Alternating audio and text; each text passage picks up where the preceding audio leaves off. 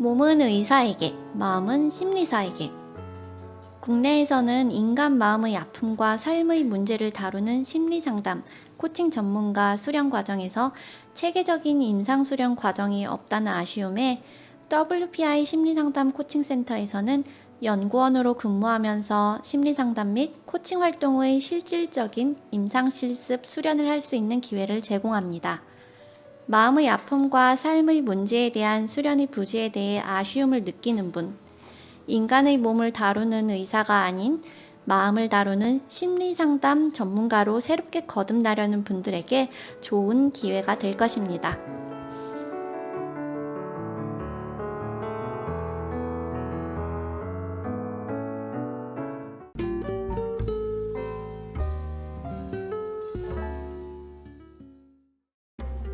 학교에서는 왜 우리 아이를 정신병자로 만들고 또 ADHD 약을 먹이려고 하나요? 그리고 이제 안 먹겠다고 하고 왔는데 예 학교에서 상담 결과가 나왔다고 또 오라 하더라고요. 상담 결과가 나왔다고요? 네. 오 그랬어요. 의사의 소견이 네. 이러면서 가니까 의사의 소견이 담긴 그 프린트를 보여주더라고요. 아 그래요? 예. 근데 거기에서 이제 의사 소견이 뭐라고 나왔던가요? 뭐, 부모님이 약 먹이는 거를 강하게 거부한다. 네. 그리고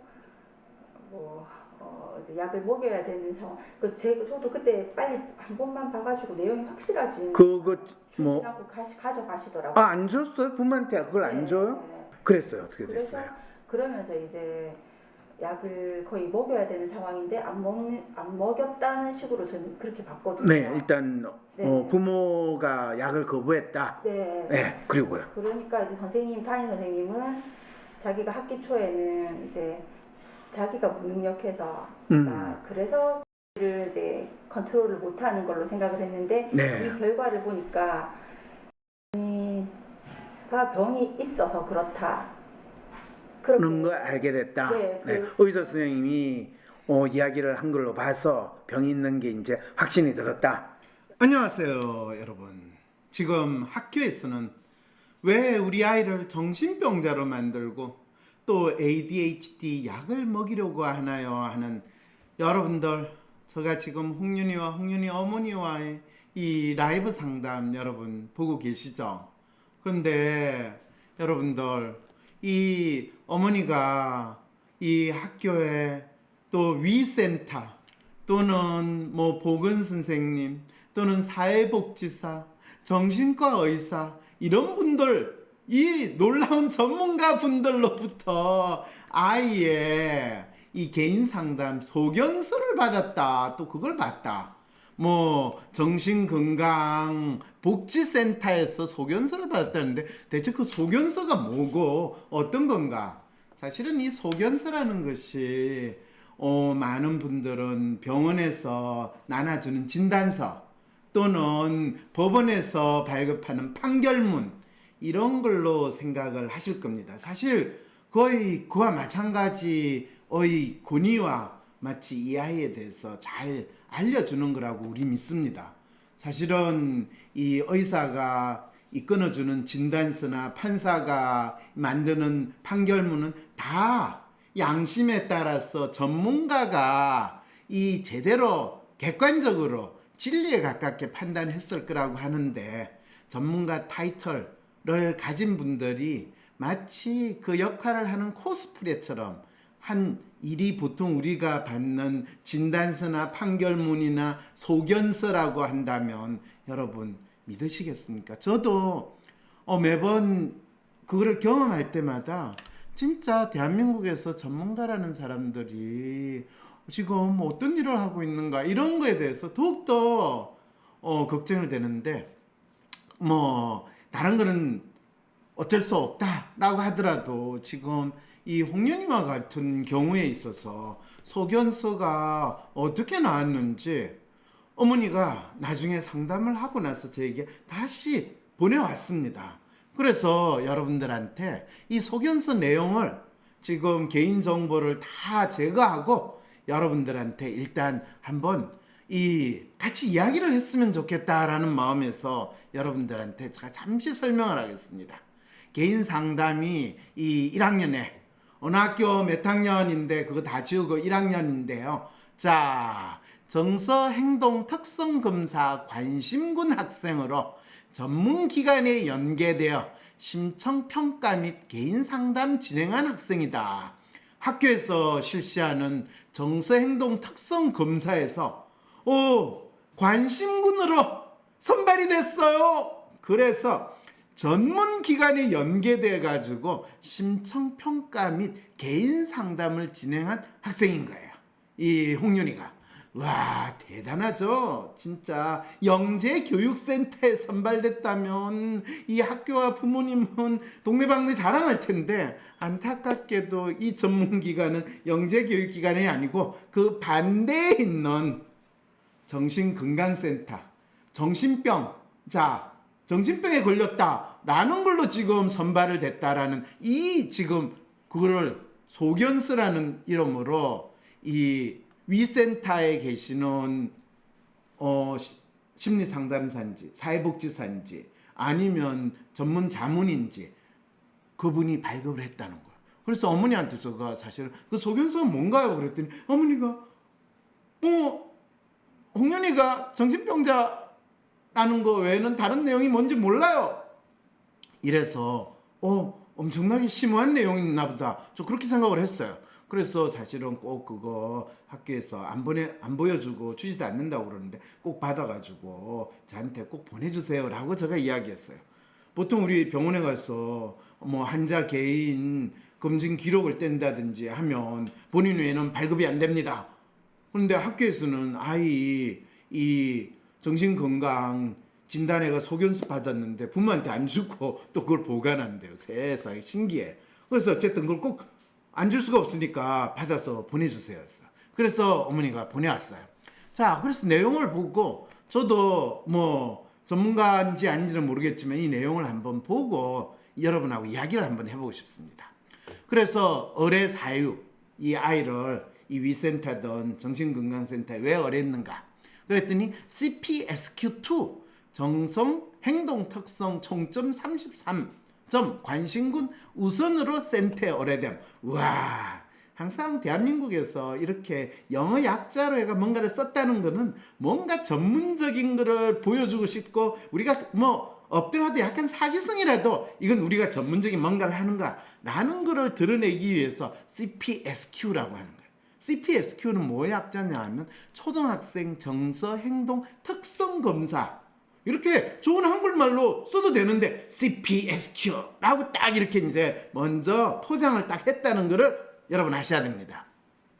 그래서 같은 말이죠. 초등학생 정서 행동 특성 검사인 CPSQ2 버전 2라는 거죠.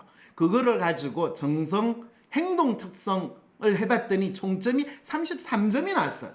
딱 33점, 이 점수만 봐도 여러분 기분이 얘가 문제가 있구나 느낌 있잖아요. 적어도 뭐 50점이 넘거나 그러면 얘가 정상이구나든지 90점이 넘으면 우와 얘가 슈퍼 울트라 이 정서 행동에서 좋구나 이렇게 되는데, 90점 넘은 것도 사실은 미친놈이라고 판단이 될 가능성이 있지만 어쨌든 점수가 높은 거에 대해서는 뭐라고 안 그래요. 자, 호소 문제. 과잉행동, 주의력 결핍, 사회성 부족, 학습 부진, 규칙 위반 등의 문제로 인한 학교 생활의 어려움. 그러니까 이 호소 문제라는 게 보통 정상이 뭐냐? 병원에 가면 의사가 어떤 증상이 있으세요? 어디가 아프세요? 이렇게 물을 때 이제 엄마가 또는 이 검사를 해봤더니 CPSQ 검사를 해봤더니 나왔던 문제가 과잉행동, 주의력 결핍, 사회성 부족, 학습 부진, 규칙 위반의 문제가 있습니다 라고 했으니까 과잉행동, 주의력 결핍이면 바로 ADHD 이 병이네요. 그러면 드디어 정상을 병이라고 부른다라는 아주 일반적인 정신과 의사가 사용하는 규칙에 너무 잘 맞는 거예요. 그런데 안타깝게도 사회성 부족, 학습 부족, 규칙 위반 등의 문제, 이거는 선생님이 볼 때 그렇다라는 그 내용으로 이제 호소 문제. 누구의 호소 문제인가요? 부모의 호소 문제인가요? 아이의 호소 문제인가요? 아니면 교사의 호소 문제인가요? 교사의 호소 문제예요, 여러분. 놀랍게도 아이도 잘 살고 있고 학부모도 잘 사는데 교사가 아이를 콕 찌가지고 너는 사회성 부족이고 학습 부진이고 규칙 위반이야. 빨리 어디 가서 정신병인지 아닌지 알아봐. 이런 놀라운 일이 지금 학교에서 일어나고 있다는 거죠.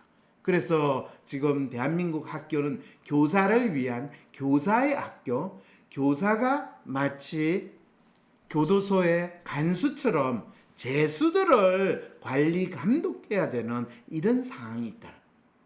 아니, 황 박사가 좀 심하지 않아요?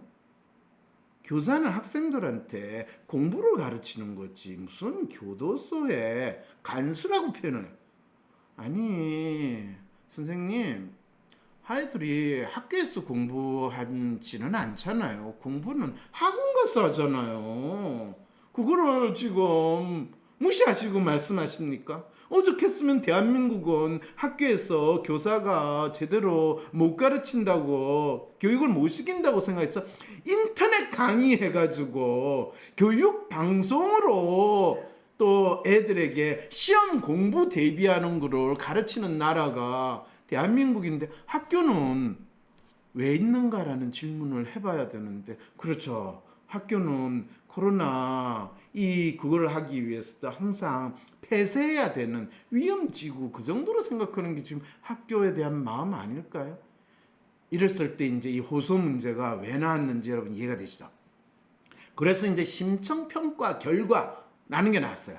센터에서, 위센터예요. 여기는 추가로 진행된 척도 검사인 아동청소년 행동평가 척도 부모용 CBCL, 또 이 검사에 대해서 또 약으로 썼죠. CBCL은 차일드 비헤이비얼 체크리스트, 아켄바라는 사람이 만든 거를 또 이 몇십 년 전에 한국에 이 교수하고 정신과 의사가 이 번안을 해가지고 지금 아동 행동 문제 진단하는 거 이 사용을 하는데, 제가 이거는 참 저 개인적으로도 재밌어요. 왜냐하면 제가 대학원 1학년 때 그 아켄바 책으로 가지고 공부할 때 그 선생님한테, 선생님 이거 국내에서 번안돼가지고 사용되면 참 좋겠는데요. 그랬더니 그 선생님이 그래, 한군이 관심 있으면 한번 해봐.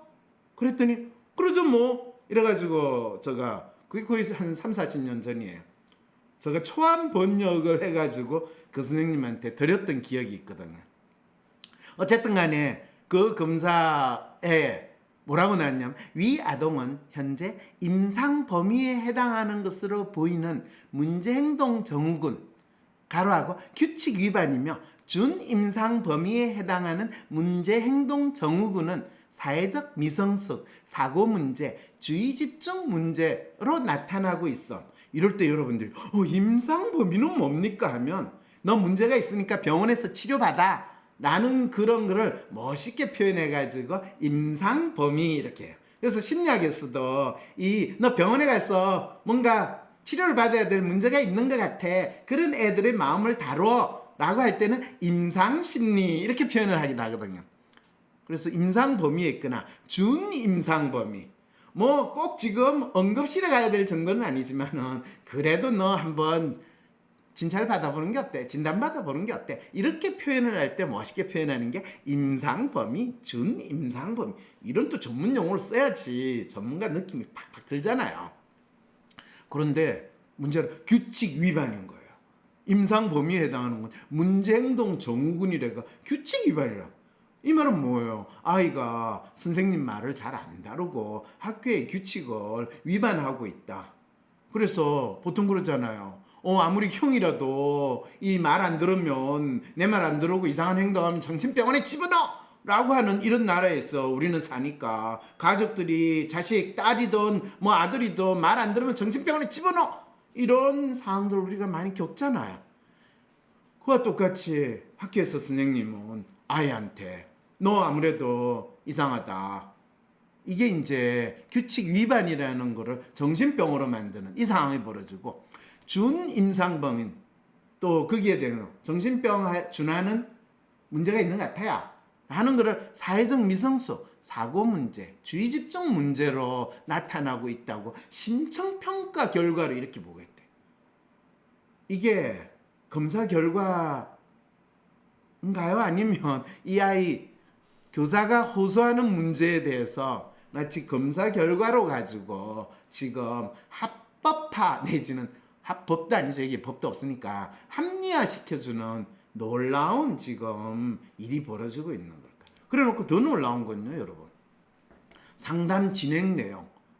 저 이거 진짜 재밌어요. 그게 이제 지금 여러분들이 보고 있는 엄마가 이 위센터에 있는 사회복지사 선생님이나 또 심지어는 그 지역에서 진짜 유명하고 이 훌륭하다고 하는 정신과 의사 선생님을 참 목사님이나 신부님을 안 봐온 게 다행이네요.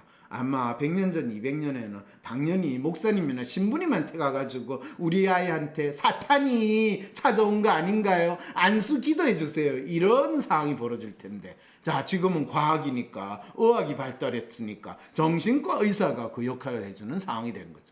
상담 진행을 어떻게 했는지 보세요. 대상자는 초등학교 입학 후 수업 시간에 집중하지 못하고 자신이 원하는 대로 행동하거나 자신의 뜻대로 되지 않으면 울거나 때를 쓰는 모습을 보여 담임 선생으로부터 검사와 치료 권유를 받았다고 함.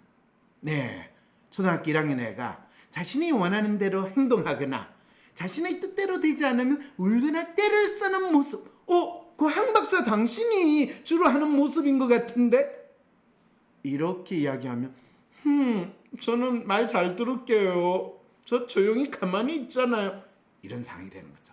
자, 그래서 사례관리자는 누군가요? 사회복지 전문가라고 하시는 분 또는 정신과 의사가 되든지. 그런데 이 아이는 드디어 이제 아이는 사라지고 사례 1, 사례 2 환자도 아니에요. 이제 사례관리자와 이야기하는 중에도 의자에 누워서 대답을 하고, 아니 얘가 지금 건방지게 의자에 누워서 대답을 해. 딱 앉아가지고 선생님 말씀이 하느님 말씀입니다 이렇게 해야 되는데 대화에 집중하지 못하면 계속 움직이고, 황박사 당신도 지금 이 설명에 집중하지 못하고 움직이고 있는 거 비슷하지 않아? 그런가요? 네. 질문과는 다른 답변을 하며 자신이 하고 싶은 이야기를 하는 모습 보여.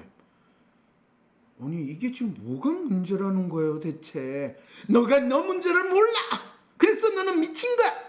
여러분, 이런 상황이 지금 너무나 자연스럽게, 그리고 대한민국 교육부에서 또 교육청에서 학교에서 일어나고 있다는 거 너무 재밌지 않아요? 현재 또래보다 학업 성취도가 하위권에 속한다고 하며 친구들과 소통하며 어울리는데도 어려움이 있다고 함. 저 이런 이 소견서 볼 때마다 내가 그래도 진짜 학교에서 시험 성적 잘 받은 거 그것 때문에 내 평생 그나마 살아남을 수 있다라는 걸 징글징글하게 느끼고 있거든. 부모님은 자녀의 문제 행동에 대해 크게 문제의식을 느끼지 않고 있다며 문제 부모야, 아이한테 무관심한 부모야, 이걸 이렇게 표현하시는 거죠. 성장하면서 자연스럽게 좋아질 것으로 기대하고 있어. 네, 참 아직 급한 꼴을 못 본 부모니까 철없는 부모거나 무지한 부모거나 정신없는 부모거나 이런 생각 하실지도 모르겠다는 생각이 드네요. 주변의 설득에 구미 순천향병원에 방문하여 진료받은 경험이 있으며 정신병원에 방문했다는 걸 이렇게 표현하네요. 그 당시 진단을 위해 정밀 검사를 권유받았으나 ADHD 진단 시 약물 치료가 필요할 수도 있다는 이야기에 약물 치료는 하고 싶지 않아서 검사도 받지 않고 이후 병원 진료는 받지 않아. 네, 이게 지금 어머니가 저한테 상담하러 온 가장 큰 이유예요. 네.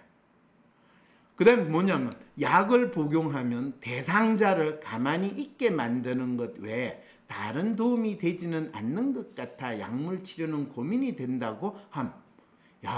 이 어머니는 진짜 이 정신과 약물 치료가 아이가 보이는 문제를 해결해 주지 않고 그냥 아이를 멍하게 만들거나 끊임없이 잠에 들게 하거나 아이의 행동을 그냥 이 체면 제목은 코끼리 같은 상황으로 만들어 놓는다라는 걸 너무나 잘 알고 있으니까 약은 좀 곤란한데요, 이렇게 이야기를 하신 상황이라.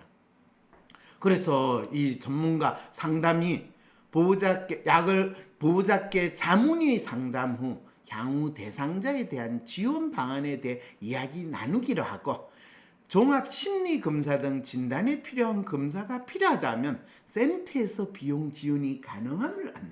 와, 얼마나 좋은 나라예요. 이 건강센터에서 아이들을 위한 심리 검사든 또 치료에 다 지원을 해줘요. 대한민국 만세, 대한민국 교육복지 만세, 이런 거를 지금 안내까지 해주는 거예요. 여러분, 진짜 대한민국 너무 좋은 나라죠. 저는 진짜 너무 좋은 나라인 것 같아요. 이런 나라에 살고 있는 거 여러분, 우리 대통령, 그 다음에 뭐예요? 교육감님, 진짜 감사합니다. 저희들을 이렇게 정신병 약을 먹어서 조용히 있게 만드는 국민으로 성장할 수 있게 함을 진정으로 감사드립니다. 황 박사, 당신이 지금 그 감사하는 인사는 감사하는 게 아니라 뭔가 좀 뒤끝이 보이는데, 또 따지지 마시고요. 이 임상 전문의 소견서나 좀 우리 보입시다. 그런데 거기에 보면요, 여러분들은 임상 자문의 상담 결과인데 거기에 검사 결과 해가지고 CBCL 6-18 6살부터 18살까지 애들 대상으로 한다고 6-18이라까지 검사 결과에가 문제행동 정후군 척도, 문제행동 총점, 또 내재화 척도, 외현화 척도, 뭐 이렇게 나와 있는데, 이 검사를 조금이라도 아는 사람은 보면 애가 문제행동 총점은 준임상범인데 내재화 척도는 정상범이고, 이 외현화 척도가 임상범이면 얘가 심리 정서적으로는 문제가 없고 행동적으로 조금 이 주위 교사가 불편할 정도로 관리가 안 된다, 이 정도 검사 해석은 금방 해볼 수 있거든요. 그런데 놀랍게도요, 임상 자문의 상담에서는 이런 거에 대한 그 임상 자문이나 또는 이 심리 상담 전문가라고 하거나 사회복지 전문가는 이 검사에 대한 검사 점수가 가지는 의미에 대해서 조금 더 이해를 못하고 임상 자문의 상담 결과를 제가 보고 더 코미디라고 생각을 했어요. 자, 그냥 한번 읽어볼게요. 네, 대상자와 부모님 센터 내소하여 자문의 상담 진행함. 이걸 뭐에 적어놓는지 모르겠어요. 자문의 상담 시에도 대상자가 질문과 다른 답변을 하고 계속 산만하게 움직이는 모습 보임. 학교에서도 상담이나 치료를 권유받았다고 하며 가정에서도 평소 행동이 과다한 모습을 보인다고 하여 자문의께서 약물 치료가 필요한 양상을 보인다고 이야기하니 아버지께서 흥분한 의조로 치료 거부 의사 표현함. 그러면 지금 임상 자문의 상담 결과는 자문의가 직접 쓴 게 아니라 옆에서 이 사회복지사나 심리상담가라고 하는 사람이 그룩하신 자문의 분이 이렇게 말씀하셨습니다 하면서 옆에서 열심히 메모한 거를 지금 자문의 상담 결과라고 옮겨 적었다라는 거를 지금 여실히 알려주고 있는 거죠. 그러니까 본인이 이전에 적은 내용하고 별로 다르지 않는 거죠.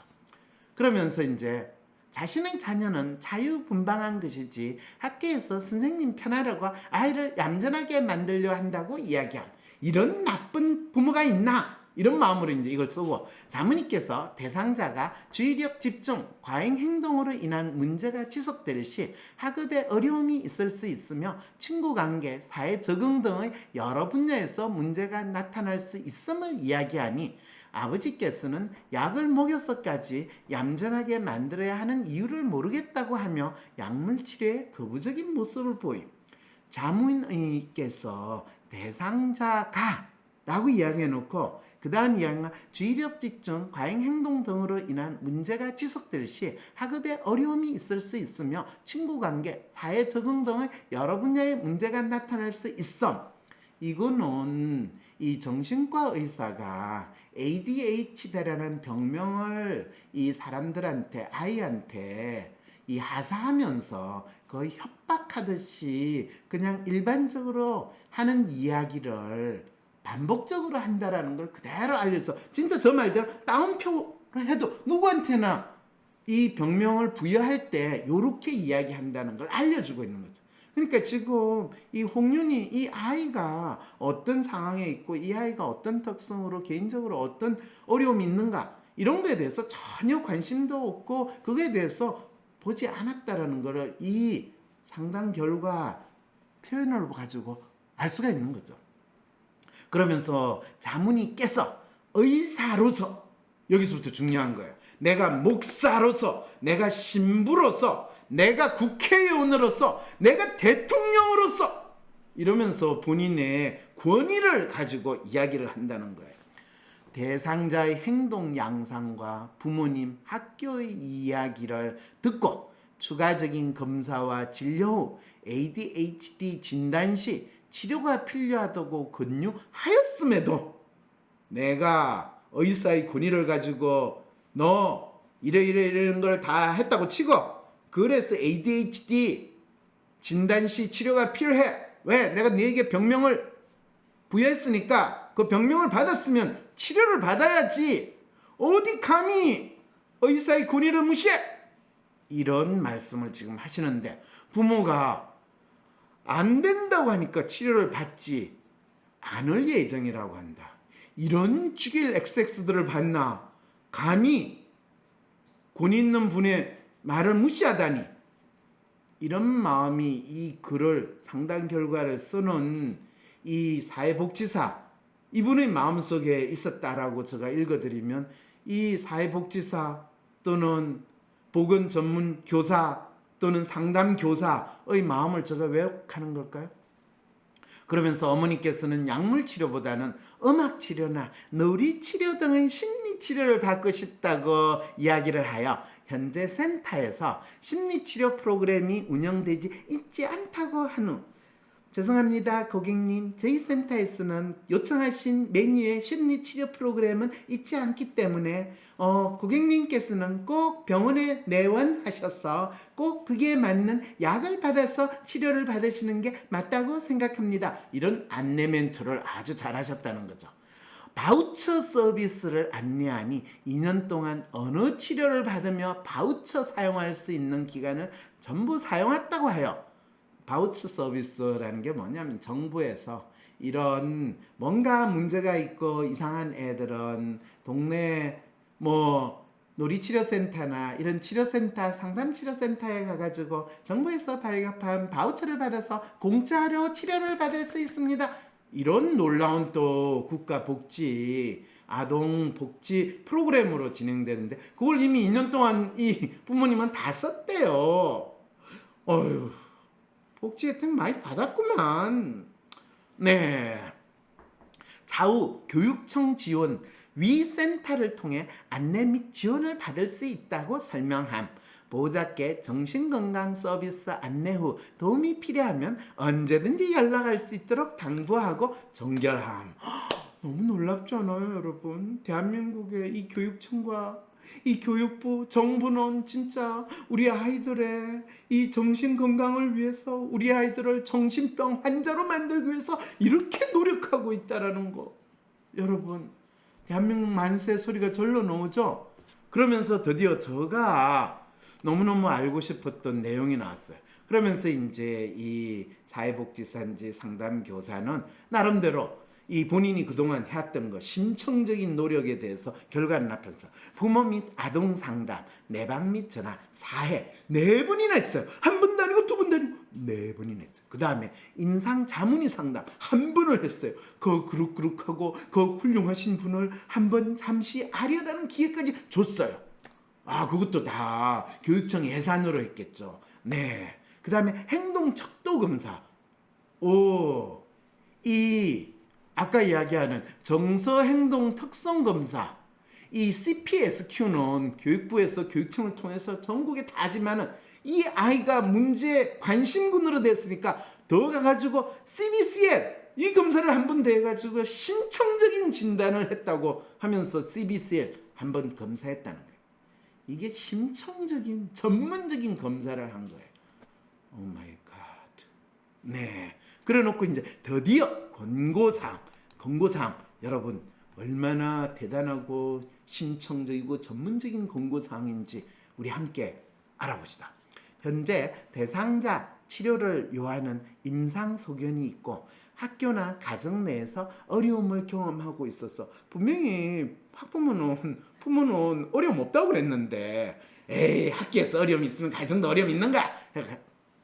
추가적인 검사 및 진료가 필요하였음을 안내하였으나 보호자의 거부로 치료 연계에 어려움이 있어 약 안 먹겠다고 그러니까 그게 보호자 거부로 추가적인 검사 및 진료는 약을 먹어야 한다.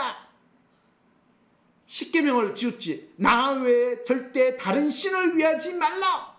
약 외에는 다른 치료법은 생각도 하지 마. 라고 하는 이 상황이 벌어진 거죠.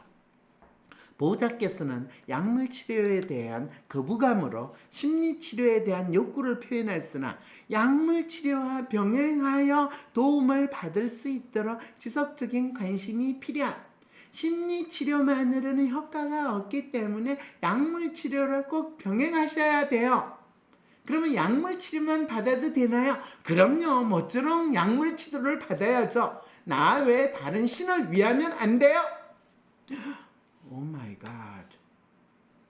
이런 상황에 처하고 있는 거. 그 어머니의 이야기를 여러분 계속 들어보시죠. 네. 이 결과를 보니까 병이 있어서 그렇다. 그런 거 알게 됐다. 네, 네. 의사 선생님이 이야기를 한 걸로 봐서 병이 있는 게 이제 확신이 들었다. 네, 네. 그래서 얘는 병이 있어서 이러는 거니까 이제 선생님도 자꾸 얘는 약을 먹이거나 아니면 다른 방법을 써야 될 것 같다고 그러시면서 이제 저는 그래서 약은 안 된다 하니까 그러면 선생님 어머니가 와서 참관 학교에 오시라면서 네. 그래서 일단 제가 알겠다고 그러니까 위험하기도 하다고 하니까 제가 이제 그래서 학교에 참관 수업을 가게 됐어요. 위험하다는 거는 뭐가 위험하다는 거죠? 공사를 하고 있으니까 학교에 공사를 하고 있으니까 왔다 갔다 하고 그래서 혹시 애가 뛰어다니다가 공사 현장에서 위험한 일이 있을지 모르니까 그래서 어머니 가셨어요. 어떻게 되셨어요?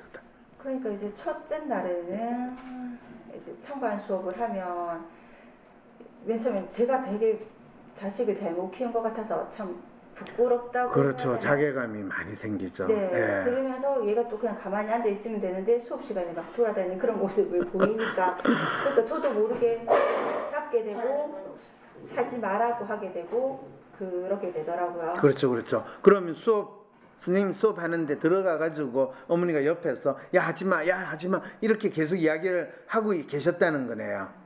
그렇죠. 근데 또 이제 제가 이제 선생님은 수업을 하시니까 네. 제 마음대로 막 또 그렇게도 못해요. 그렇죠, 이 그렇죠. 상황에서는 이렇게 해 저렇게 해도 아니고. 근데 어머니 그렇게 그 상황에서 가 앉아가지고 그 선생님 수업을 받는 게 무슨 의미가 있나요? 어머님 보시기에는 어때요? 어머니가 지금 이 시기에 선생님한테 지금 이거를 수업을 받아야 되냐? 차라리 그러면 너가 교실 옆에서 너 혼자 조용히 네 하고 싶은 대로 하면 안 될까? 이런 상황이 되면 선생님은 그거에 대해서는 수용을 하실까요? 못하실 것 같은 느낌이 좀 드네요. 왜요? 왜 못하세요? 이유는 확실하게 모르겠는데 선생님은 그냥 같이 얘네들이 똑같이 수업을 해야 된다고 생각을 하시는 것 같더라고요. 똑같이 교실에 있는 네. 애들은 다 똑같이 행동해야지. 딴 한 사람이 다른 행동을 하면 그거는 걔는 이 정신병에 걸렸거나 문제아니까 안 된다. 네, 그렇죠. 또 그러니까 다른 애들과 같이 해야 된다는 생각이 많이 드시는 것 같더라고요. 그러니까 그 옆에 이제 지체장애 학생도 있는데 네. 그 학생 같은 경우에는 앉아 있거든요. 일단은. 그렇죠. 지체장애니까 앉아있죠 뭐. 그렇게 걔도 근데 일어서거나 막 하려면은 옆에 네. 보조 선생님이 계셔가지고 못 일어나게 하고. 잡아요. 네. 지체장애 아이는 지체장애 보조 선생님이 그럼 교실 안이 지금 한 8명, 10명 정도 되는 학생이 있고 담임선생은 이 수업을 하고 지체장애 보조하는 선생님도 한 명 있고 또 어머니도 거기에 있고 야 진짜 재밌는 1학년 교실이네요. 시골 1학년 교실. 네, 저 그랬어요. 근데 이제 그렇게 계속 찾고 있거나 저는 처음에는 저도 모르게 그게 맞다고 생각을 해서 뭐가 맞다? 얘를 앉혀놓는다. 아, 이 자리에 앉히는 거. 네. 일단은 그렇죠, 그렇죠. 그래서 선생님 말씀하는데 네가 가만히 앉아가지고 참아야 하느니라 참아야 하는 마음으로 앉아 있어야 되는 거죠. 그게 학교니까. 네, 예. 그래서 계속 막 이렇게 데리고 나가서 서 있는 애는 막 데리고 오고 막 계속 그랬거든요. 아, 열심히 애가 저쪽을 하면서 어머니는 데리고 와가지고 앉혀놓고 또 선생님 말씀 듣다 보면 애가 또 저쪽으로 가면 또 데려오고 네, 그래가지고 그러고 나서 이제 하루가 정신없이 보냈겠네요. 하루가 지났어요. 네. 집에 와서 생각해 보니까 이건 아닌 것 같아서 그 다음 날에는 제가 이제 그냥 주위 하는 행동을 옆에서 지켜만 봤거든요. 훌륭하세요. 근데 네. 선생님이 자꾸 눈치를 주시는 거예요. 어떤 왜 눈치를 안 줘요? 애가 뒤에서 뛰어다니는데 왜 안 데리고 오냐는데 아. 아니면 제가 그냥 가만히 이렇게 앉아 있으면 쳐다보고 있으면 어머님 눈이 좀요 이렇게 말씀을 하세요. 아이고, 예. 그러면은 이제 제가 또 근데 안 들을 수가 없잖아요. 선생님 그렇게 말씀하시니까 그럼 또 이제 데리고 오고. 근데 이제 그러면서 선생님이 이제 많이 기분이 언짢아지셨는 것 같아요. 그리고 이제 그 다음 날 이제 그러면서 제가 이것도 또 안 되겠다. 내가 수업에 조금 참여를 해야 될 것 같다 해서 이제 수업할 때 그림 그리는 거를 못하게 하고 책을 내용이 있으면 만약에 얘는 이제 아직까지 한글도 많이 못하니까 키보드 다 보고 찍는데 이제 점점 늘었는 거예요. 아 그게 늘은 이제 거예요? 조금, 처음에는 그리고 수업에는 더 많이 안 보려고 하더라고요 책을. 그래서 다른 애들이 한 페이지를 하면 얘는 제목만 쓰고 예. 적게끔만 제가 그런 식으로 했거든요. 그러고 이제 좀 자유를 줬으면 좋겠었어요. 예. 하고 그림을 그것만 하면은 이제 그림을 그리게 한다든지 앉아서 약간 이제 그런 식으로 한 하루 이틀을 했죠. 근데 이제 네. 선생님은 그것도 조금 이제 같이 수업을 계속 해야 되는데 왜 이제 어찌 보면 선생님이랑 먼저 상의를 안 하고 제가 혼자 그렇게 했다. 그렇죠. 엄마가 마음대로 선생님 지금 수업하는데 개입해가지고 이 아무리 지자식이라도 지자식에 맞게 그거 하면 안 되지. 이 교실엔 들어오면 다 로봇처럼 선생님 지시에 일사불란하게 움직여야 되는데 그래서 이 선생님의 생각과 참 어머니 입장에서 진짜 황당한 상황이네. 그래서 어떻게 됐어요? 그리고 이제 그 다음 날에는 애들한테 다른 친구들한테 피해가 갈까봐 네. 얘가 막 돌아다니면 제가 데리고 나왔어요. 그 옆 교실이 좀 비어 있는 교실이 있어서 그러니까 한 10분 정도 수업을 하면 데리고 나와서 한 15분 이야기하고 있다가 또 좀 이제 좀 쉬었다 싶으면 다시 데리고 들어가서 또 수업을 하고 그렇게 한 이틀을 했거든요. 네. 그러면서 이제 선생님이랑 또 대화를 해야 되겠다 싶어서 이제 선생님이랑 대화를 했는데 승희는 학교 가면 하고는 좀 다르겠죠? 네. 어떻게 다를 것 같으세요? 네? 넌 지금 언제 학교 가니? 저 그냥 안 갈래요. 학교 안 갈래? 왜? 알림자 저 공부 못해요. 공부 못해? 알림자 오는 거 싫어? 그래도 학교는 가야지. 어려운 거 좀 안 할래요. 어려운 거 하기 싫어? 야, 어려운 거 안 하니까 네가 지금 이렇게 살이 너무 많이 찐 거 아니니? 아니요. 어려운 걸 하면 살이 빠질 텐데. 괜찮아? 응? 왜? 선생님이 살쪘다고 그러니까 선생님 기분 나빴구나. 네. 그래, 미안하다요. 선생님, 근데 이거 그림 어떻게 나가요? 어떻게 하는지. 네. 그건 나중에 집에. 알려줄게. 집에. 집에 이 그림을 놓고 싶어. 그거는 가 학교 가서 공부를 하면 저절로 배우는데. 화살표가 안 나. 하살표가 안 나오지. 그러니까 이것도 하살표 나오는 거 학교 가면 배워요. 학교 가서 배우는 거 좋은 거 많아요. 이거는 이거 누르면 된다고? 네, 이거는 가요? 나가요? 나가고 싶어. 그래. 멋있어. 왜 지훈이하고 승희가 학교 가면 좀 다를 거라고 생각을 하세요? 는 지금도 자기의 의사 표현이나 이런 거를 되게 강하게 하고요. 아주 잘해요. 그리고 네. 남한테 지는 거를 싫어해요. 오, 예, 그렇죠. 그렇게 하고 싶고 그렇죠. 하고 뭐 실제 보면 또 학습 능력, 선생님 이거 학습 능력에서도 차이가 많이 나죠. 얘는 공부나 뭐 이런 거를 되게 빠르게 습득하고 좋아해요. 근데 머리 좋기로는 훨씬 머리가 좋은데요? 근데 얘는 관심이 없어요. 근데- 공부에. 아, 그거는 지가 누가 시키는 거를 하는 거를 따라하는 거는 관심이 없어요. 지가 하고 싶은 거는 누구보다 잘하고 잘 배워요.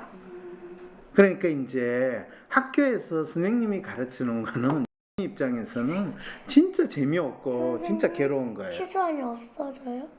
취소하면 없어져. 네. 자, 이제 구경 다 했으니까 이제 일어나서 아빠 힘들어 간다. 오. 가장 큰 차이는 누가 시키거나 하면 그 말을 따른다는 거죠. 근데 지 마음에 들면 따르고 지 마음에 안 들면 안 따르고 그런 측면에서 고집이나 이런 거는 더 심해요.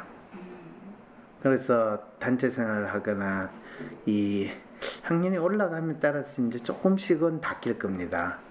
그러면 어떻게 해야 될까요? 저는 선생님들 볼 때마다 좀 민망하기도 하고 그러니까 자꾸 선생님들 힘드신 것도 알겠거든요. 그럼요. 그것도 되게 좀 그렇고 그렇다고 제가 말을 안 들으니까 제가 계속 얘를 묶어놓을 수도 없는 맞아요. 그런데 말을 안 듣는 상황에서 진짜 동물처럼 묶어놓을 수는 없잖아요. 그죠? 자, 이랬을 때 이 아이를 어떻게 하면 조금씩 그 학교 생활에서의 규칙이나 또 기본적인 행동을 조금 익숙하게 습득시킬 것인가. 이거는 마치 동물 길들이기 하는 그하고 똑같은 과정을 거쳐가야 된다는 거죠. 자, 그러면 어떻게 하면 이 지훈이가 학교는 집에서 엄마하고 또 다른 가족하고 행동하는 거 다르게 정해진 시간에 특정한 행동을 따라해야 되고 특히 다른 아이들이 하는 대로 따라야지 지가 하고 싶은 대로 마음대로 하면 안 된다라는 거를 이 집에서 엄마가 알려줄 수 있을까요? 네, 지금은 조금 많이 그렇게 하고 있는 편이고 아, 그래요? 노력을 조금 많이 하죠. 네. 그러니까 어느 정도 한 약간 저건 한글은 꼭 해야 된다고 하죠. 그렇죠. 그래서 한글 같은 경우에도 조금 하기 싫어해도 약간 규칙적이게 약간 하고 있어요. 책을 이렇게 같이 읽던지. 그렇죠. 어떤 측면에서 보면 지금 이 선생님 입장에서 보면 애가 1학년 들어왔는데 한글을 안 깨치고 들어온 것만 해도 얘가 학습 능력에 있어 심각한 문제가 있지 않는가, 또 부모님의 관심이나 돌봄이 문제가 있지 않는가 이렇게 생각을 하고 계실 가능성도 크거든요. 그래서 선생님 입장에서는 다른 애들은 다 한글을 떼고 들어왔는데 아마 그 지체장애자 걔도 한글 떼고 들어와 있을 거예요. 혹시 그런 이야기나 그런 뉘앙스로 어머니한테 이야기하는 내용은 없었나요? 그런 건 아닌데 이제 한글을 안 못했다는 그러니까 학습을 안 시켰다는 거에 대한 거는 한번 얼핏 언급하셨죠. 네. 네. 학교에 가서 한글을 배우는 게 아니라 한글을 다 떼고 와가지고 봐줘야 되는데 그게 그러니까 잘 안 되는 부분만 봐줘야 되는데 이제 이 반에는 말고 또 한 명 이제 정상 학생인데 한 명이 또 한글이 안 되는 애가 있어요. 그러니까 걔랑 2명을 다 가르쳐야 된다고 2명이나 이제 가르쳐야 된다고 이거 알고 교정만 시켜야 되는데 이거는 그렇다고 이 1학년 선생님이 아이한테 한글을 가르치는 게 선생님의 역할이 아니고 한글을 사용하는 거를 이 교정을 시켜주는 게 역할이라고 생각을 하는 이 대한민국의 교사의 1학년 그것도 초등학교 1학년 선생님의 생각이라는 거죠. 이게 뭐가 정상인지 뭐가 비정상인지를 사람들이 구분이 안 되는 상황이 돼 있다는 거죠. 그때 그게 보편적인 거예요. 그렇죠. 지금, 보편적이죠. 네. 예, 그거는 시골이나 도시 가릴 거 없이 1학년 들어가기 전에 아이가 한글을 떼고 들어가야 된다라는 식의 생각을 했는데 어머니는 무슨 마음으로 이 한글을 안 떼고 학교를 가게 하셨어요? 저는 제가 이제 지금은 안 하는데 제가 공부방을 했었거든요.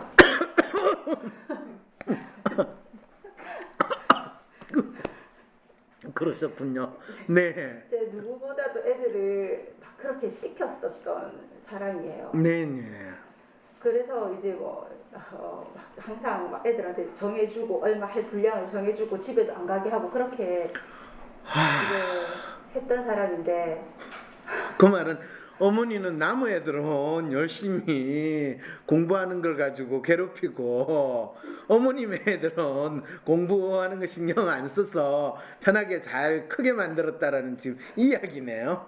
그렇죠. 근데 이제 저희 남편이 그렇게 학습하는 걸 너무나도 싫어하더라고요. 그렇죠, 그렇죠. 네, 그래서 그냥 네. 얘네들은 놔두라고 이제 첫째도 그렇고 이제 셋째까지도 다 그냥 놔두라고. 그래서 어머니가 공부방을 더 이상 못 하시게 됐군요. 그것도 그렇고 저도 이제 어느 정도 하다 보니까 해가 들었어요. 얘네들 그렇죠. 하기 싫어 너무 하기 싫어. 쉬는 거를 계속 나는 이제 돈을 받고 하니까 맞아요. 시켜야 되고 억지로라도 그러게, 시켜야 되고 그러게. 그렇게 돼서 애들이 좀 안 됐다는 느낌도 많이 받아요. 맞아요, 맞아요. 네.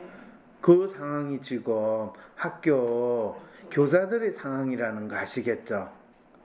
본인이 아이를 어떻게 교육시켜야 되는가 관계없이 일단 월급 받고 교사로 일하니까 그 애들을 교실 안에서 이 중노동이 되든 막노동이 되든 그거를 무작정 시키고 나는 주어진 시간 안에 애들을 굴리고 돌려야 된다 라는 그 마음으로 지금 있는데 거기에 안 따르는 애가 있는 상황이 되면 이거는 교사인 나의 임무를 방해하는 이 상당히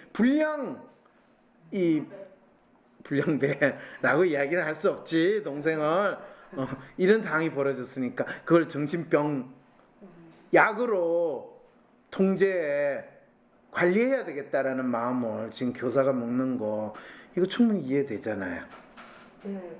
근데 또 다 어느 정도 제가 봤을 때도 내 애가 약간의 다른 남들과 다른 건 있는데 얘가 진짜 정신병까지라고 저는 그렇게는 안 보이거든요. 그럼요. 근데 사회가 얘를 정신병자라고 자꾸 몰고 가는 거. 맞아요. 그게 저는 이제 저랑 저희 신랑 같은 경우는 너무 못 견디겠는 거죠. 그렇죠.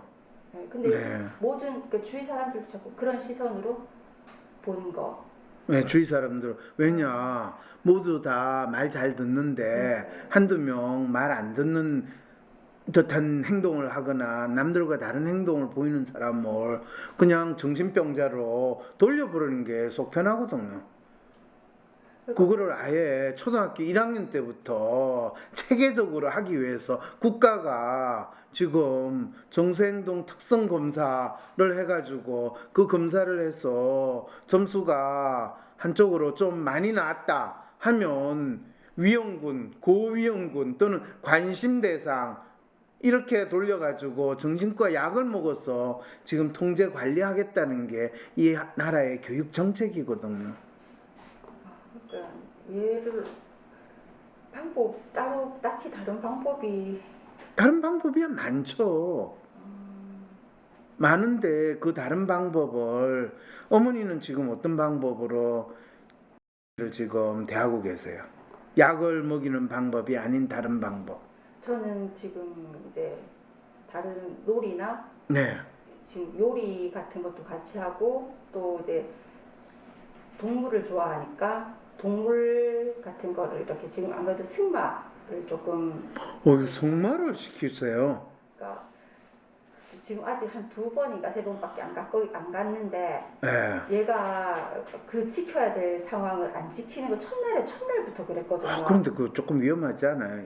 제가 그래서 조금 지금 그거는 아니에요. 동물을 좋아한다고 해서 굳이 성마를 또 예, 그거는 조금 너무 큰 동물이라서 위험하니까요. 동물을 좋아하면 뭐 닭을 키운다든지 뭐 그 정도 멍멍이를 키운다든지 그거는 뭐 충분히 할 수 있는데 그렇지만은 학교를 가는 거하고 지금 동물 키우는 거하고는 상관이 없는 일이거든요. 문제는 지금 이가 학교를 가서 소위 말하는 단체 생활, 그 다음에 그 단체 생활에 있는 규칙을 본인이 관심이 없고 잘 따르지 못하더라도 참고 견디면서 단체 생활의 괴로움을 본인 스스로 참으면서 사회적 동물로 이 교육되어 가는 과정에 들어가는 그게 지금 대한민국 교육의 기본 목표잖아요. 인간은 사회적 동물이니까. 그렇죠. 어머님 그거부터 하셔야 되는 거죠. 그러니까 이제 집에서는 가족끼리 가족처럼 지내도 상관이 없어요. 가족은 어차피. 그런데 집 밖을 나가서 아이가 더 이상 가축으로 지내지 않고 인간으로 행동하는 이 부분을 이제 어머님이 고민을 해야 되는 거죠. 네. 근데 어떤 방법으로? 방법은 간단해요. 집에서 하던 행동을 이 학교에 가서 하면 안 된다라는 것을 알 수 있도록 계속 이야기를 하고 그걸 놀이로 자 엄마가 선생님이면 너는 선생님한테 뭐라고 이야기하지?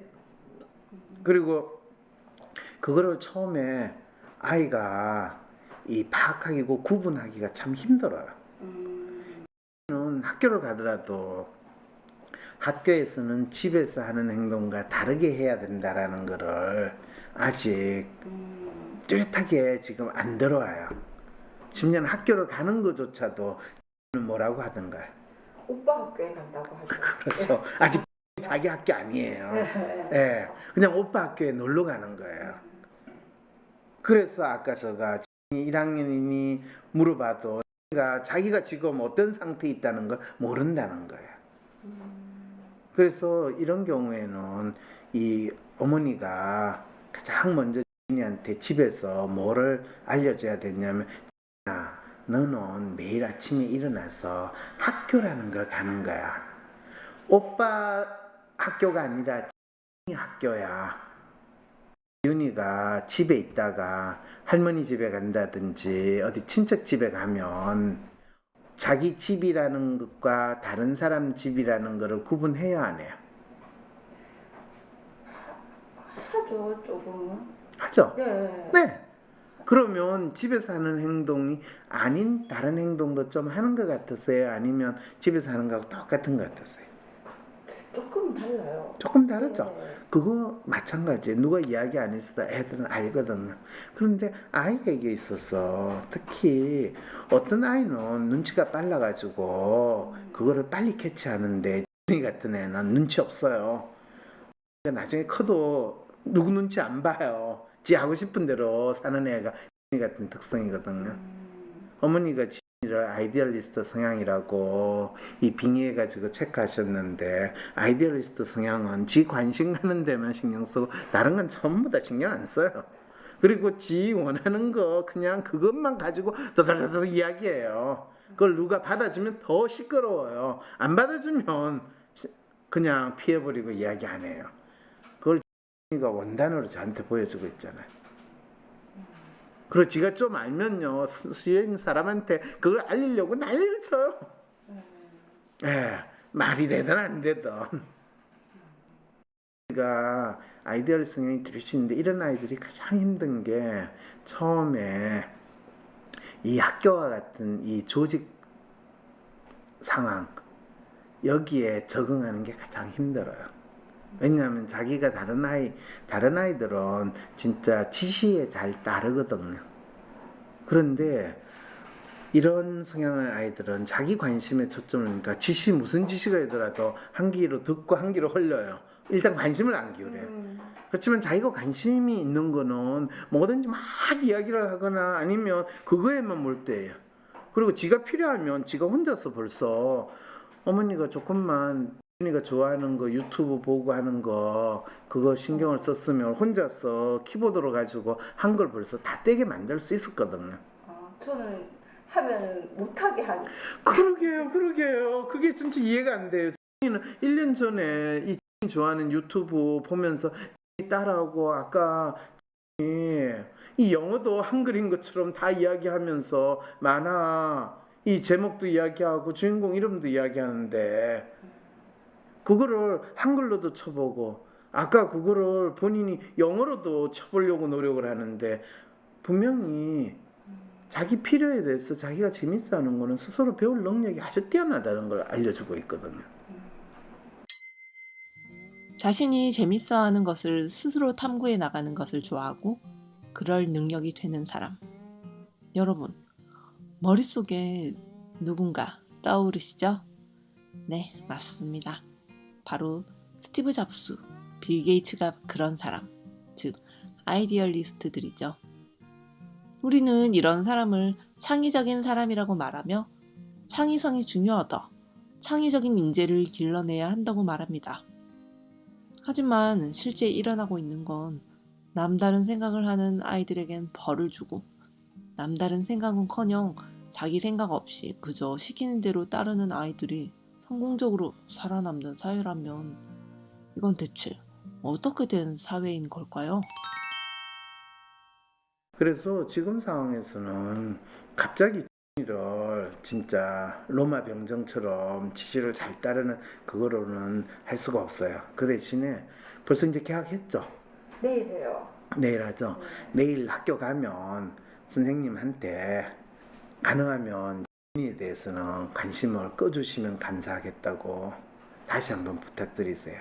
그리고 무슨 일이 있더라도 제가 일주일 안에 8월달 안에는 학교에 오면 수업 시간에 앉아 있도록, 그리고 딴짓 안 하고 본인이 지겨우면 그냥 조용히 일어나서 뒤에서 그냥 조용히 앉아 있도록 하는 그 정도, 구석에 앉아 있도록 하는 그 정도만 선생님 봐주시면 안 될까요?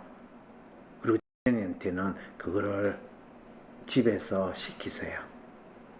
혼자서 이 유튜브 보고 하는 거는 하는데 이거 너가 앉아서 있고 혼자서 있을 때 첫째 네 혼자서 하는 거는 이제 가능하면 네 혼자 있을 때는 소리를 내고 해도 되지만 다른 사람이 있을 때는 소리를 내면 된다 안 된다?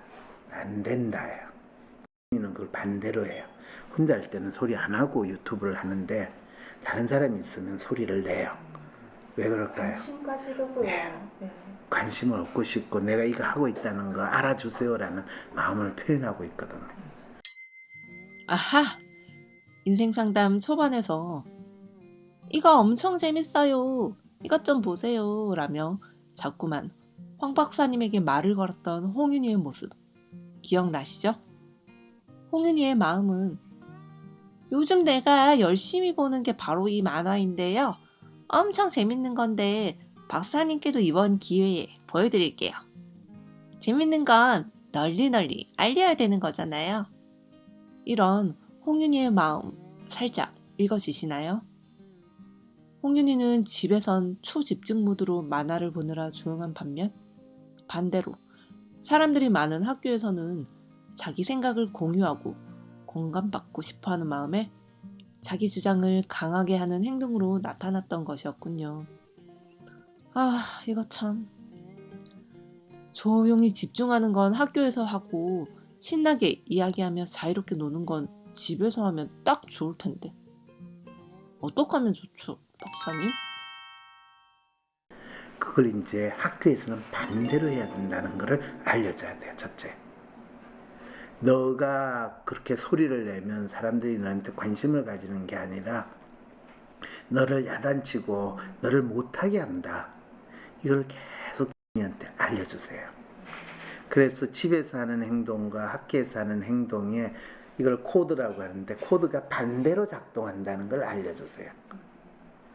그러면 자기가 이해를 할까요, 안 할까요? 할 것 같기도 해요. 이제는 조금, 그리고 학기 초보다 조금 나아졌어요. 네. 이제 학교하고 집이라는 공간이 다르다라는 거, 그리고 그 공간에서 자기 행동이 달라져야 된다는 것을 막연히 느끼긴 했어요. 그동안 힘들게. 근데 그거를 어머니가 정확하게 구분해가지고 알려줘야 돼. 그래서 너가 재미도 없고 그럴 때는 자리에 앉아가지고 그냥 눈 감고 가만히 있기만 하면 된다. 아니면 책에다가 네가 그리고 싶은 그림 마음대로 그려도 된다. 아니면 책 사이에 종이를 집어넣었다가 선생님 열심히 설명하면 너가 써놓은 것처럼 이 노트에다가 그림을 네 마음대로 그려라. 그렇지만 한 가지, 학교에서는 소리를 내면 너가 숨바꼭질할 때 덜키듯이 덜키니까 결코 너가 무슨 짓을 하는지를 선생님이나 주위에 있는 친구들한테 들키지 않고 몰래 하는 거, 그게 너무너무 중요한 거다라는 걸 가르쳐줘야 되는 거. 무슨 말인지 아시겠죠? 이게 이 학교 생활, 조직 생활에서 정상인 아이로, 야, 너가 학교에서 잘 적응하면서 지내는 비법을 동생한테도 네가 잘 전수를 해줘야 된다. 그렇지? 너 그거 벌써 파악을 했거든. 훌륭한 거야. 예. 모든 걸 그래서 이제는 선생님 몰래 절대로 들키면 안 돼. 아이가 학교를 갈 때 아이가 선생님한테 지적을 많이 받길래 제가 물었어요. 너는 학교 선생님이 어떤 사람인 것 같니? 그랬더니 아이가 바로 경찰 이렇게 이야기하더라고요. 선생님이, 학교 선생님이 경찰인 것 같니? 네. 그러면 너가 경찰을 보면 너는 어떤 마음이 드냐면 도망가고 싶어. 왜? 내가 뭐 잘못했니? 아니요, 그냥 제가 뭔가 잘못한 것 같은, 뭐 잡힐 것 같은 느낌이 들어요. 그렇지? 그 말은 학교에 가서 너가 무슨 일을 하든지 간에 선생님 눈에 띄지 않고 결코 선생님의 관심에 들어가지 않도록 해야 된다는 거야. 그래서 너가 무엇을 하든 선생님이 그거를 알지 못하도록 항상 조용히 있어야 돼. 네가 무슨 생각을 하든 눈에 띄지 않는 거, 이거 진짜 중요한 거다. 이렇게 알려줬어요. 그러니까 그 다음부터는 선생님이 아이에 대해서 불평하는 게 훨씬 줄어들었어요. 초등학교 1학년한테 이거를 가르쳐주면 아주 정확하게 알아요. 근데 또 우려되는 거는요. 그 정도는 이제 뭐라 해야 되나. 그래서 얘가 막 스트레스를 많이 받거나 그러지는 않겠죠. 전혀 스트레스 안 받아. 이제는 훨씬 더, 야, 너 그걸 알고 나서 훨씬 편했죠, 그죠? 학교 생활하기에. 네. 그럼요. 전혀 스트레스. 이제는 그렇죠. 너는 훌륭하다. 네가 혼자 그걸 파악을 했다는 게. 그러니까 저는 그러니까 막 원래 어떻게 생각하지 하면서 딱 그렇게 생각하다가 이제 와 책에 숨긴 사람도 있구나 딱 하면서. 그렇지. 들키면 안 돼. 너가 지금 초등학교 몇 학년이지? 4학년. 4학년이지. 선생님은 그거를 중학교 1학년 때나 알게 됐어요. 그 전까지 얼마나 그래서 많이 얻어맞았는데. 무슨 말인지 아시겠죠? 이게 그 아이가 새로운 상황에서 자기 나름대로 생존하는 방법이에요. 두 번째는 이 뭐 시험을 봤을 때 성적을 잘 받으면 그때부터 나에 대한 감시에 이 눈길이나 나에 대해서 벌을 하거나 하는 이 공격성이 선생님이 줄어든다는 것을 이제 알게 되면 그것 때문에라도 공부를 해서 점수를 잘 받으라는 행동이 나타나기도 해요. 그거는 이제 한 3, 4학년쯤 지나서 일어나는 일이에요. 한 4학년쯤 넘은 애들한테 이제 제가 가르쳐주는 생존 비법이 되는 거죠. 저는 이제 내년에 5학년 좀 빨렸어요. 그래. 이제부터 너 시험 보면 성적을 잘 받아야 되는 거, 그거 되게 중요한 거 이제 알지? 네. 그래. 그래야 성적을 잘 봐야지 좋은 고등학교가 좋은 대학교가. 그것도 있지만 일단은 학교 다닐 때 선생님의 잔소리에서 너가 조금 편해질 수 있단다. 그거 알지, 그치? 그리고 집에서도 네가 성적 잘 받으면 엄마가 널 보고 덜 간섭하잖아. 그거 알지, 그치? 네, 저는 근데 시험을 안 붙은 번도 맞아본 적이 없어가지고. 아이고 그렇구나. 근데 뭐 네가 이제 그거에 대해서 조금 시험을 또 잘 받는 방법 그것도 이제 네가 생각을 하면 시험 성적 잘 받는 방법도 너 생각해낼 수 있어. 걱정하지 마. 이제 보니 홍윤희뿐만 아니라 오빠인 홍재도 아이디얼리스트였군요.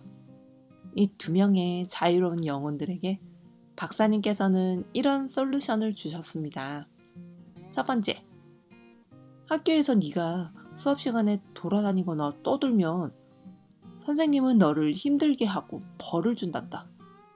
네 이야기에 주목하고 관심을 가지는 게 아니라 네가 말하는 것을 막고 너를 야단친단다. 두 번째, 하지만 말이야.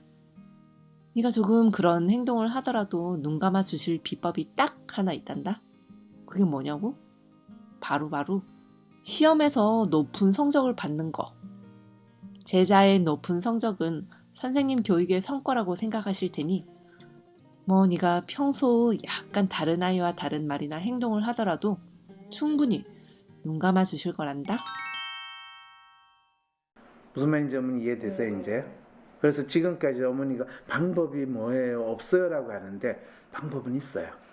일단 학교하고 집에서 자기가 어떤 행동 코드를 해야 되는 이 구분이 안 되는 상황에 있을 뿐이거든요. 그런데 참 지금 이 학교가 이런 같은 애를 대하는 거를 마치 정신병자라고 생각하고 약을 먹여가지고 강제로 조용히 있게 만드는 이런 미친 짓을 하면 그러면 모든 국민들을 말 안 듣고 조금 문제가 있으면 다 정신병원에 집어넣고 감옥소에 집어넣는다는 그거하고 똑같고 학교가 뭐가 필요해요 그러면. 학교는 그냥 이 군인처럼 명령을 시키고 교사가 지시하는 거 시험 쳐가지고 점수 받는 기계를 만드는 상황밖에 안 되는 그 나라로 가는 거거든요. 왜냐면 그분들이 더 모범생으로 자라고 또 교대 정도를 졸업하면 모범생으로 대학 생활을 보내고 이 털로 모든 애들은 당연히 돼야 된다고 하는데 같은 애들은 완전히 사회화가 안 된 진짜 말 그대로 동물이거나 아니면 정신병자라고 해야지만 그 상황을 받아들이는 이런 상황인 거죠. 끔찍하죠? 그렇죠. 일단 어머니는 같이 등교하시는 건 하실 수 있으시겠어요? 네, 근데 저도 제 일이 있기도 한데 일단은 근데 이게 스스로 전 하는 방법이 있다고 하면 스스로 이제 해주고 그렇죠. 그거는 기다려줄 수 네, 그래서 일단은 일주일 정도는 이 어머니가 같이 등교를 하시고 그 일주일 동안 어머니가 등교를 하시되 어머니는 교실 안에는 들어가지 마세요. 그리고 교감 선생님의 주장은 학교가 공사를 하니까 어머니가 혹시 교실 밖으로 뛰쳐나가고 학교 운동장에서 공사하는 거에 문제가 있을 거라고 이야기를 하셨으니까 어머니는 학교 안에 집어넣고 이 바깥에서 교실 바깥에서 뭐 어머님이 기다리시면서 하시든지 하고 그럼 선생님한테 그렇게 요청하세요. 오전 수업만 하고 이 데리고 오세요. 아예. 왜냐하면 뭐 1학년 수업을 꼭 다 해야 될 이유가 없잖아요. 그러니까 한테 학교 가가지고 학교라는 환경에서 너가 집에서 하는 행동과 다른 거를 엄마랑 같이 학습을 한다. 그리고 교실에 들어가서 있다가 또 2시간 끝나고 나오면 수고했다고 잘했다고 안에서 잘한 거에 대해서 집에 가가지고 네가 그 시간 동안 진짜 80분 동안 이제 참아야 되는 거죠. 그래서 2교시만 하고 데려오세요.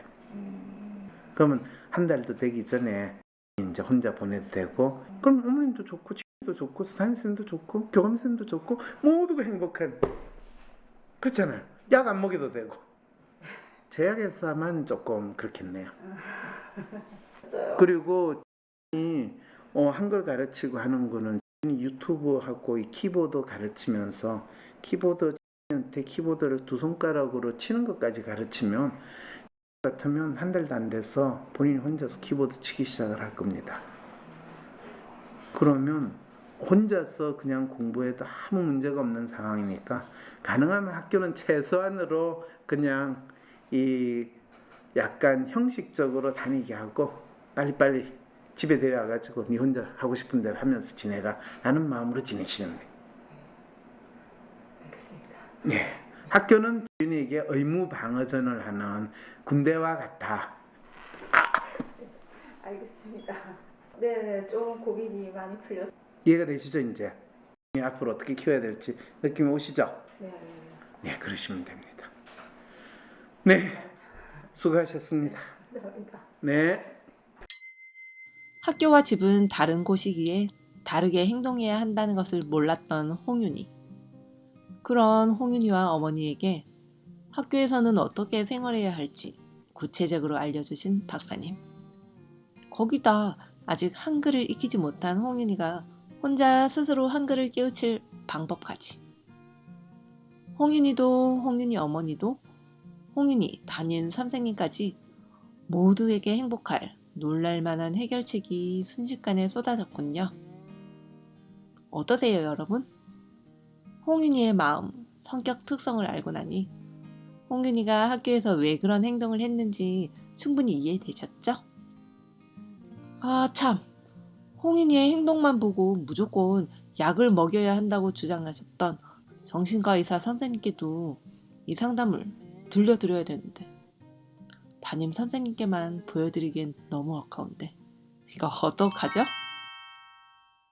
그 정신과 그 선생님이나 그 학교 뭐 다른 선생님들 같은 경우는 이제 저희가 사실 조금 흔들리는 게 그 약이야 별거 아닌데 왜 그렇게 막 좀 심각하게 받아들이는지 자기들은 모르겠다고 그냥 일반 그냥 감기약처럼 그렇게 생각하면 되는데 아프면 잠깐 뭐 또 먹었다가 뭐 그냥 안 아프면 먹고 이런 식으로 생각하는데 그걸 왜 그렇게 막 되게 막 심각하게 받아들이는 자기들은 네, 그게 너무 안타깝다고 약간 이런 식으로 얘기를 하거든요. 그런데 별거 아닌데 그 별거 아닌 거를 안 먹겠다는데 그럼 왜 그렇게 심각하게 강근하시는지 물어보시죠. 별거 아닌데 중요한 거는 별거냐 별거 아니냐가 중요한 게 아니라 이 약을 먹음으로써 아이가 가지고 있는 문제가 해결되어 있느냐라는 거예요.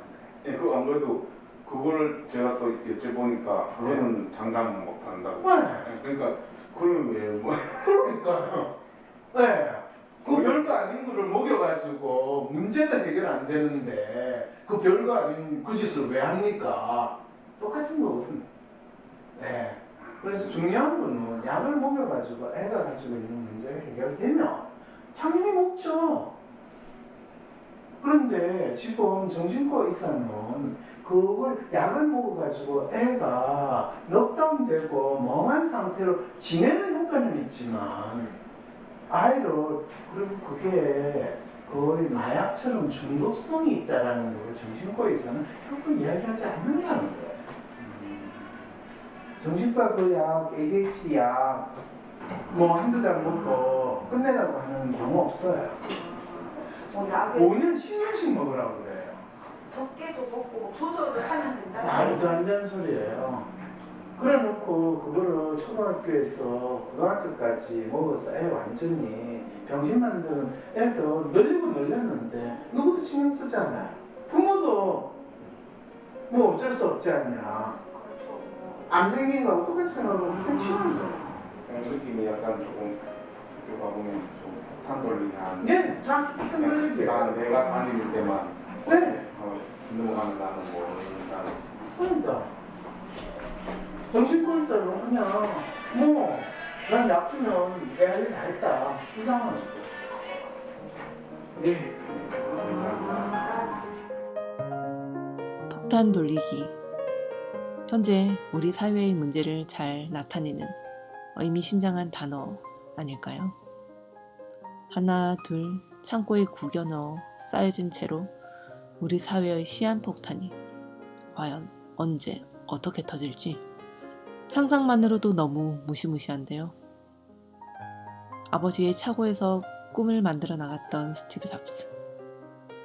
하지만 그와 달리 우리의 창고에서는 채 자라나지 못한 수많은 미래의 스티브 잡스들이 약을 먹고 조용히 쌓여가고 있지는 않은지. 현재 우리는 어쩌면 교육이란 것이 무엇인지, 교육의 의미, 치료의 의미를 잊어버린 채 그저 하루하루 연명을 위한 안정적인 수입을 보장받는 밥벌이의 수단 중 하나가 되어버린 건 아닌지. 어쩌면 시한폭탄은 창고 깊숙이를 넘어 학교에서, 병원에서, 직장에서 내 삶의 주인이 내가 아닌 영혼 없는 모습으로 나타나고 있는 건 아닐지. 그래서 저희 황심소는 여러분에게 다시 한번 묻게 됩니다. 여러분에게 있어 지금 당신이 하고 있는 일, 그 일의 의미는 무엇인가요? 이렇게 말이죠. 이런 질문을 여러분에게, 그리고 나 스스로에게 던지며 저 황심이 오늘의 인생 상담을 비롯한 황심소 그리고 황심대라는 깊이 있는 컨텐츠를 열심히 만들어내고 공유한다는 것은 과연 어떤 의미인지, 그리고 이 방송을 듣는 여러분들에게도 황심소는 어떤 의미인지를 다시 한번 곰곰이 생각해보며 오늘의 황심소 인생 상담 마칠까 합니다. 그럼 다음 시간에 다시 더 좋은 컨텐츠로 만나요. 여러분 안녕.